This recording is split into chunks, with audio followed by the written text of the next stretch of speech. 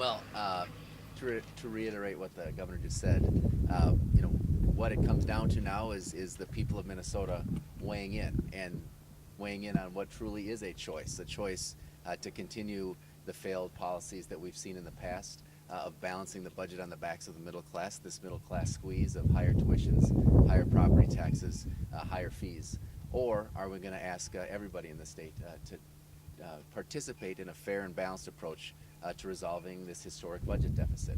And as the governor noted, the people of Minnesota have weighed in the form of polls, but also in the 50 or so cities that we've visited across the state in the last several weeks. They've expressed the need for compromise, which the governor has clearly shown and the Republicans have not, and support for a balanced approach to resolving this budget in a fair way that asks every Minnesotan to participate. And that's what it's going to come down to now in these next several weeks as we work to resolve this budget deficit. It's now time for the folks all across the state to weigh in. One last point on this.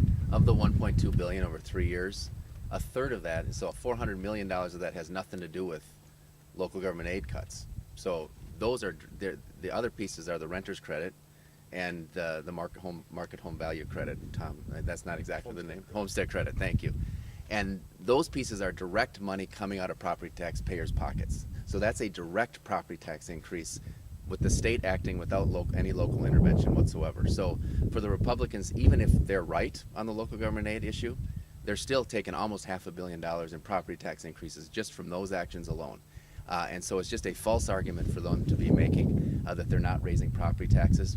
And the other side of the coin is, to the extent that they're not raising property taxes, these are services being cut in these local communities. These are fire, police, road services. So if the local governments decide not to increase property taxes, they're going to have to cut services that people in Minnesota want and expect and need. And so the Republicans just are not correct in their position.